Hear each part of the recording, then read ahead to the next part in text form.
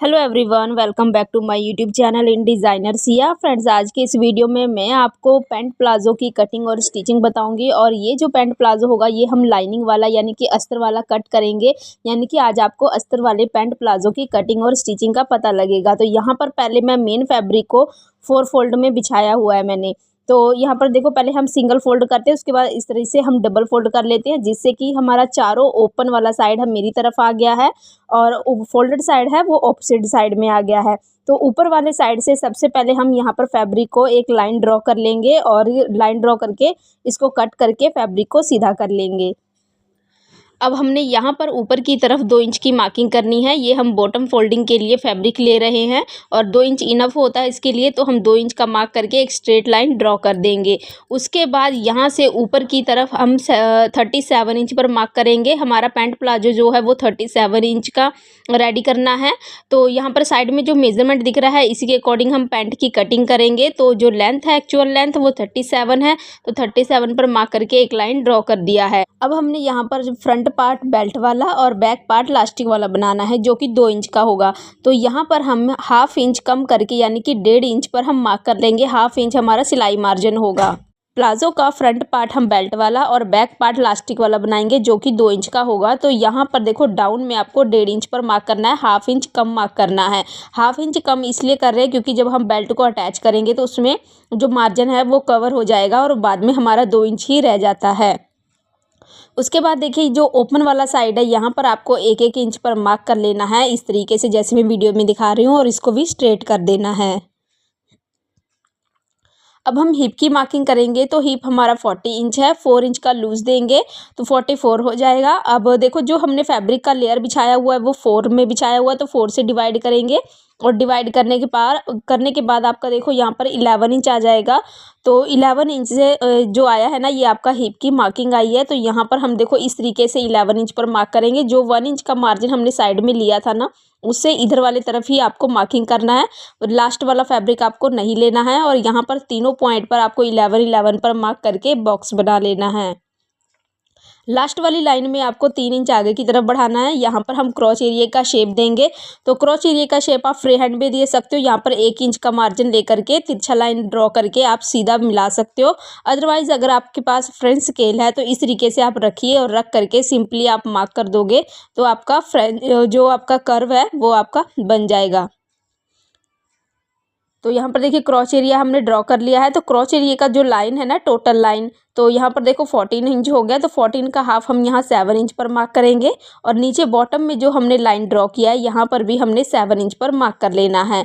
अब यहाँ पर 7 इंच पर जो मार्क किया है, दोनों साइड में आपको मोहरी की मार्किंग करनी है। मोहरी 6 इंचज़ है, तो दोनों तरफ 3-3 इंच का मार्क कर लिया है। अब हमने क्रॉच एरिया का जो लाइन है उसको और नीचे वाले जो पॉइंट बनाए हैं हमने फिटिंग का, मोहरी का, उसको दोनों को मिला करके हमने जो प्लाजो स्केल है उसको यूज़ करेंगे। पैंट स्केल भी बोल देते हैं इसको। उसको रख करके इस तरीके से आपको रखना है और रख करके ड्रॉ कर लेना है। अब यहाँ पर देखो, उभरा पार्ट अंदर की तरफ था, तो दूसरी साइड भी आपको उभरा हुआ पार्ट अंदर की तरफ रखना है। स्केल को किस तरीके से रखना है उसको ध्यान से देखिएगा, और कैसे मैं मार्किंग कर रही हूँ उसको भी ध्यान से देखिएगा। कई बार स्केल गलत तरीके से रखने से आपका पैंट जो है वो ख़राब हो सकता है। तो दोनों पॉइंट्स को मैंने देखो इस तरीके से मिला लिया है। अब यहाँ ऊपर की तरफ देखो, हिप जो होती है, हम यहाँ पर हमने जो मार्किंग किया ना वो हिप की है, कमर की नहीं की है। कमर हमारी कम होती है हिप की बजाय। तो हमने क्या करना है, देखो ऊपर हिप वाला साइड आपको इस तरीके से रखना है और इसको इस तरीके से जब अंदर की तरफ मिलाओगे तो वो 1 इंच अंदर की तरफ हो जाता है। तो नीचे देखो, जहाँ पर क्रॉच एरिया का लाइन था यहाँ पर हमारा ना एक कर्व सा बन जाता है। तो उसको तीखापन कम करने के लिए हाथ से थोड़ा सा हम गुलाई कर देंगे। गुलाई देने से क्या होता है, यहाँ से जो हमारी साइड से जो फिनिशिंग होती है ना वो काफ़ी ज़्यादा अच्छी आ जाती है। तो यहाँ पर आप देखिए, क्रॉच एरिया के पास क्या करना है हमें, जो हमारा फ्रंट पार्ट होगा ना वो हम 1 इंच डाउन करेंगे। इससे क्या होता है, आपका जो प्लाजो होगा ना वो आपका खींचा खींचा सा नहीं लगता, बहुत फिटिंग के साथ आपके जो प्लाजो पैंट है वो बन करके रेडी हो जाती है। तो सिर्फ फ्रंट पार्ट में आपको 1 इंच डाउन करना होता है, और जो बैक पार्ट होता है उसकी मैं अभी बताती हूँ कैसे करना है। तो यहाँ पर देखो, जो साइड वाली कटिंग है ना, अब मार्किंग तो हो गई थी तो पहले मैं कटिंग बता दूँ। तो साइड वाली जो कटिंग है वो आपको हाफ इंच छोड़ते हुए कटिंग करना है। तो आप देख पा रहे होगे मैंने ना चारों पार्ट्स, यहाँ पर चारों पार्ट्स इकट्ठे, जो साइड वाली कटिंग है इकट्ठे किया है और आधा इंच छोड़ते हुए कटिंग किया है। फिर मैंने ऊपर के 2 पार्ट उठाए हैं और उठा करके जो मैंने मार्किंग की है उसके अकॉर्डिंग मैंने यहाँ पर मार्किंग के ऊपर ही कटिंग कर लेना है। तो यहाँ पर फ्रंट पार्ट जो कटिंग किया, जो मैंने 1 इंच डाउन किया ना, उसके ऊपर कटिंग किया है मैंने। तो अब हम इसकी कटिंग कर लेते हैं पहले।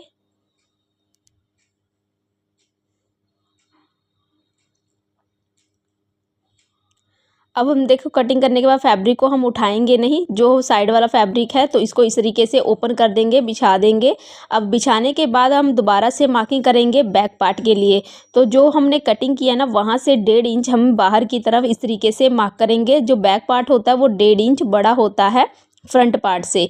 तो हम यहाँ पर इस तरीके से बाहर की तरफ निकालते हुए मार्किंग करेंगे और सभी मार्किंग को मिला देंगे। क्रॉच एरिया के पास भी आपको सेम वैसे ही करना है, मिला देना है आप सभी पॉइंट्स को। तो इस तरीके से जब मिला लोगे तो अब यहाँ पर देखो, पहले तो हमने 1 इंच जो डाउन किया था ना, तो वो उस डाउन को पहले लेवल हम बराबर करेंगे बैक पार्ट के लिए। तो यहाँ पर पहले हम यहाँ पर देखिए, जहाँ से हमने 1 इंच डाउन किया वहीं पर हम पहले 1 इंच पर मार्क करेंगे, क्योंकि 1 इंच का फैब्रिक हमने निकाला है। तो 1 इंच का जब हम मार्क कर लेंगे तो उस मार्किंग से ऊपर की तरफ हम 3 इंच पर मार्क करेंगे। तो यहाँ पर 3 इंच पर हमने इस तरीके से मार्क कर लिया है। अब देखो जो मार्किंग किया है उसको हम पीछे की तरफ, जहाँ से हमारा प्लाज़ो का कट किया है को कट किया है ना, वहीं पर हमने मिलाना है। यानी कि हम साइड से हमारा जो पॉइंट्स है वो सेम ही रहेगा, सिर्फ क्रॉच एरिया के पास से हमारा फ्रंट पार्ट छोटा और बैक पार्ट बड़ा होगा। तो इस तरीके से मार्किंग कर लिया है मैंने, ये देखिए। और मार्किंग करने के बाद अब हम उसी मार्किंग के ऊपर सेम कटिंग कर लेंगे।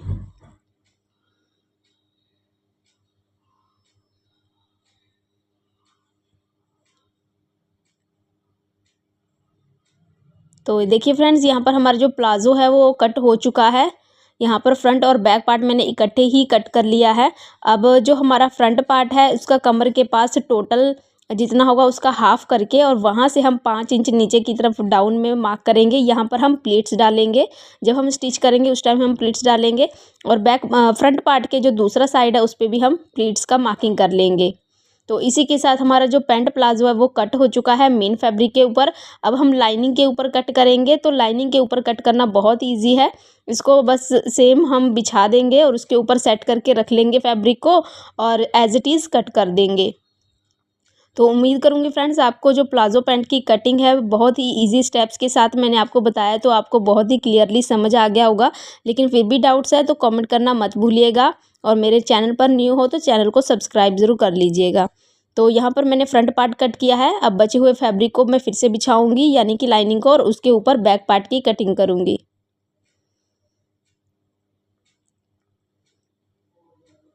तो फ्रेंड्स देखो, अब हम ना इसकी जब कटिंग कर लेंगे तो इसको ना स्टिच करना स्टार्ट करेंगे। तो स्टिच करने के लिए क्या करना है आपको, जो हमारा लाइनिंग है और मेन फैब्रिक है, यानी कि बैक पार्ट और फ्रंट पार्ट का, दोनों को ना आपको एक दूसरे के साथ सिलाई लगा करके अटैच कर लेना है।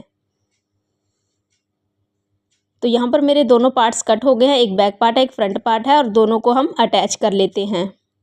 तो देखिए फ्रेंड्स, यहाँ पर मैंने सभी पार्ट्स को लाइनिंग के साथ अटैच कर दिया है।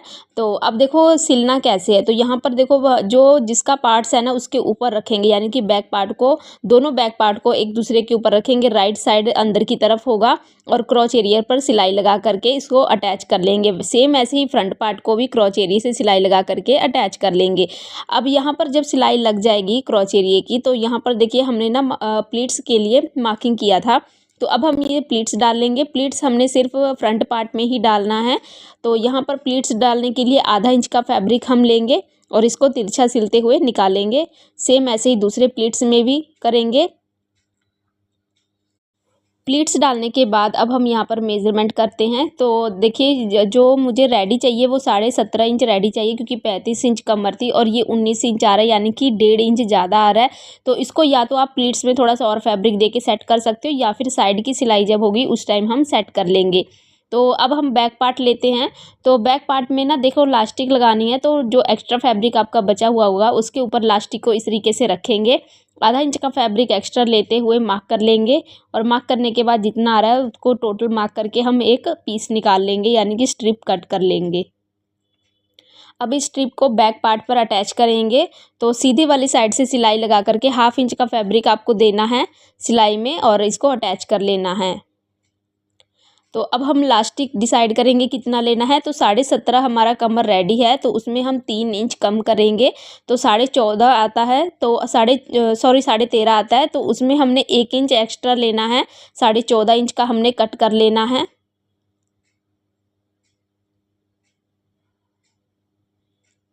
तो जब हम इसको कट कर लेंगे तो अब हम इसको अटैच करेंगे। तो अटैच करने के लिए देखो कैसे अटैच करना है। सिलाई के पास आपको इस तरीके से अंदर की तरफ रखेंगे और फैब्रिक को फोल्ड करके पहले हम साइड में सिलाई लगा लेंगे। साइड में सिलाई लगाने से आपका जो लास्टिक है वो फैब्रिक में पकड़ में आ जाता है। तो उसके बाद हम फैब्रिक को सिंपली फोल्ड करते जाएंगे, लास्टिक को अंदर की तरफ कवर करते जाएंगे और खींच खींच के हम इसको लगा लेंगे। लास्टिक लगाना मोस्टली सबको आता ही है, अगर नहीं आता तो मुझे कमेंट करके ज़रूर बताइएगा। तो मैं सिर्फ लास्टिक लगाने की वीडियो आप लोगों के साथ शेयर करूँगी कि किस तरीके से आप लास्टिक को अपने पैंट वगैरह में अटैच कर सकते हो। तो यहाँ पर दूसरी सिलाई हम सेंटर में लगाएंगे लास्टिक को खींचते हुए। तो यहाँ पर देखिए कितनी फिनिशिंग के साथ हमारा जो लास्टिक है वो अटैच हो गया है। अब हम बैक पार्ट रेडी कर चुके हैं, तो फ्रंट पार्ट भी रेडी कर लेते हैं। तो फ्रंट पार्ट में हम बुकरम लेंगे, 2 इंच चौड़ा बुकरम लेंगे, फैब्रिक को फोल्ड करेंगे और आधा इंच फैब्रिक एक्स्ट्रा लेते हुए हम मार्किंग करके फिर से हम एक स्ट्रिप कट कर लेंगे। और सेम ऐसे ही इसमें भी सीधी वाली तरफ से रखते हुए आधा इंच का फैब्रिक देते हुए हम इसको अटैच कर लेंगे।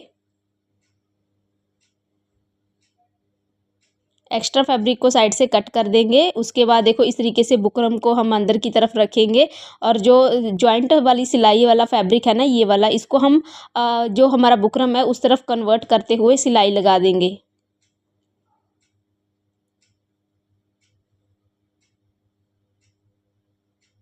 कुछ इस तरीके से आपको सिलाई लगा लेना है। इससे क्या होगा, बुकरम जो है ना आपके फैब्रिक के पकड़ में आ जाएगा। इससे आपका बुकरम हिलेगा डुलेगा नहीं, बहुत अच्छी फिनिशिंग आएगी आपके बेल्ट में। तो ये देखिए हमारा जो बुकरम है वो फैब्रिक में अटैच हो गया है। अब हम सीधा वाला तरफ रखेंगे और बैक वाला पार्ट उसके ऊपर रखेंगे। दोनों पार्ट का राइट साइड अंदर की तरफ है। दोनों का जो जॉइंट है वो एक दूसरे के ऊपर आना चाहिए। उसके बाद बचे हुए फैब्रिक को उसके ऊपर कवर करेंगे और इस तरीके से ऊपर की तरफ फिर हम फोल्ड कर देंगे लेवल बराबर करते हुए। ध्यान से देखिए किस तरीके से आपको फोल्ड करना है। उसके बाद यहाँ पर हम सिलाई लगाएंगे। यहाँ पर जो हम सिलाई लगाएंगे वो 2 से 3 सिलाई लगा सकते हो, क्योंकि यहाँ पर पकड़ जो है वो मजबूत करनी होती है, क्योंकि सारा वज़न इसी के ऊपर होता है। तो उसके बाद यहाँ पर जो सिलाई लगा रहे हैं ना, यहाँ से हम निकालेंगे नहीं, बिल्कुल ये सिलाई लगाते हुए नीचे बॉटम में ले जाएंगे, यानी कि अपनी मोहरी तक लगा लेंगे। और आधे इंच का फैब्रिक आपको सिलाई में देना है, क्योंकि साइड में जब हमने कटिंग किया था तो आधा इंच का फैब्रिक ही एक्स्ट्रा रखा था। तो जब ये सिलाई लग जाएगी तो सेम ऐसे ही प्रोसेस आपको दूसरी साइड में भी कर लेना है। फैब्रिक के जॉइंट को, यानी कि दोनों के जॉइंट को एक दूसरे के ऊपर रख करके फोल्ड कर लेना है और सिलाई लगा करके आपको नीचे बॉटम तक ले जाना है। साइड की सिलाई जब लग जाएगी तो ये देखिए आप जब इसको सीधा करोगे ना तो ये पूरी गुम सिलाई की तरह हो जाती है। यहाँ पर आपका फैब्रिक निकलता नहीं है। तो गुम सिलाई थोड़ा जो फिनिशिंग है वो ज़्यादा अच्छा लगता है। उसके बाद बेल्ट को, यानी कि जो हमारा बुकरम है ना, उसको हम फैब्रिक से कवर कर देंगे और कवर करके कॉर्नर पर सिलाई लगा लेंगे।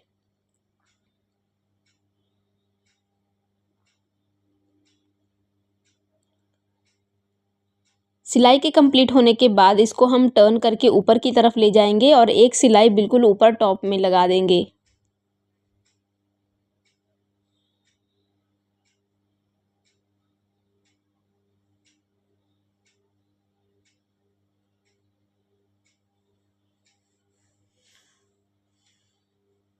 तो यहाँ पर जो हमारा बेल्ट है और बुकरम है वो अटैच हो गया है पूरी फिनिशिंग के साथ। आप देख सकते हो कितनी फिनिशिंग के साथ हमने अटैच किया है। उसके बाद अब हम बॉटम में फिटिंग की मार्किंग करेंगे। तो 6 इंच की मोहरी हमारी रेडी है। तो 6 इंच से थोड़ा सा ज़्यादा, यानी 0.25 हम ज़्यादा रखेंगे, लूज़ रखेंगे, क्योंकि लाइनिंग लगाया है। तो जब हम इसको वॉश करते हैं, यानी कि आफ्टर वॉशिंग, ये ना थोड़ा सिकुड़ जाता है। तो इसके लिए यहाँ पर हम थोड़ा सा फैब्रिक एक्स्ट्रा रखते हुए ही मोहरी की फिटिंग की मार्किंग करते हैं और सिलाई लगाते हैं। तो अब हम उसी के अकॉर्डिंग सिलाई लगाते हुए दूसरी साइड में जाएंगे। आसन के पास आपको 1/2 इंच का ही फैब्रिक देना है। उसके बाद सिलाई लगा करके दूसरी तरफ चले जाएंगे, वहाँ पर भी हमने सेम वैसे ही मार्किंग करके सिलाई लगाना है। अब यहाँ पर हम डबल सिलाई भी कर सकते हैं, ये आपका ऑप्शनल है, तो आप डबल सिलाई करना चाहते हो तो कर दो, नहीं तो आप इसको स्किप भी कर सकते हो। उसके बाद देखो बॉटम में ना हम जब मार्किंग कर रहे थे, कटिंग कर रहे थे, 2 इंच का फैब्रिक हमने फोल्डिंग के लिए रखा था, तो सेम आपको 2 इंच पर मार्किंग कर लेना है। और मार्किंग करने के बाद पहले हम 1 फोल्ड करके इसको सिलाई लगा लेंगे। तो 1 फोल्ड यानी कि आपको ना एक बार ही फोल्ड करना है, हाफ इंच का फैब्रिक फोल्ड करना है और सिलाई लगाना है, उसको दोबारा से टर्न करके फोल्ड नहीं करना।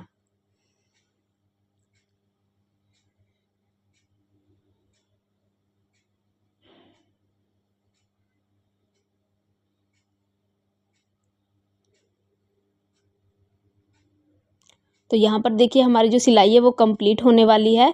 तो ये सिलाई जब कंप्लीट हो जाएगी तो उसके बाद जो हमने मार्किंग किया है ना, तो उस मार्किंग के अकॉर्डिंग हमने फैब्रिक को फोल्ड कर देना है। अब यहाँ पर आप कच्चा भी कर सकते हो हाथ से, या फिर आप मशीन से भी कच्चा कर सकते हो। उसके बाद इसके पे तुरपाई कर देंगे। तुरपाई वाली जो फिनिशिंग है ना, वो ज़्यादा बेटर लगती है सिलाई के बजाय, तो इसलिए मैं यहाँ पर पहले कच्ची सिलाई लगा लूँगी मशीन से, उसके बाद जब तुरपाई करूँगी तो इस सिलाई को हटा दूँगी। उसके बाद उसके ऊपर मैं आयरन कर दूँगी, जिससे कि जो फिनिशिंग है वो बहुत ही प्रॉपर तरीके से भर कर के आएगी। तो जैसे मैंने ये वाली मोहरी रेडी की है, सेम ऐसे ही मैंने दूसरी मोहरी भी रेडी कर लेनी है। और इसी के साथ जो हमारा प्लाज़ो है वो रेडी हो चुका है। तो चलिए आपका फुल व्यू दिखाती हूँ। तो ये देखिए फ्रेंड्स, ये रहा इसका फाइनल रिज़ल्ट। ये पैंट प्लाज़ो जो है वो मेरे एक कस्टमर का है, इसलिए आपको वियर करके आउटपुट नहीं दिखा सकती। लेकिन अगर आप मेरे मेथड के अकॉर्डिंग अगर आप इसको कट करोगे और स्टिच करोगे ना, तो आपका जो पैंट प्लाज़ो है वो बिल्कुल परफेक्टली रेडी हो जाएगा। और यहाँ पर मैंने कमर के पास जो आपको बताया था 1 इंच डाउन और बैक साइड का 3 इंच अप, तो अगर आप इस मेथड से कट करते हो और स्टिच करते हो तो आपका जो पैंट प्लाज़ो है वो बैठने उठने में आपके कस्टमर को, या फिर आप अपना भी बना रहे हो तो कोई दिक्कत नहीं आएगी, साइड से उठा हुआ नहीं लगेगा और सेंटर से खींचा हुआ नहीं लगेगा। तो आई होप आपको जो वीडियो है वो पसंद आई होगी। मिलते हैं हमें नेक्स्ट वीडियो में, तब तक बाय।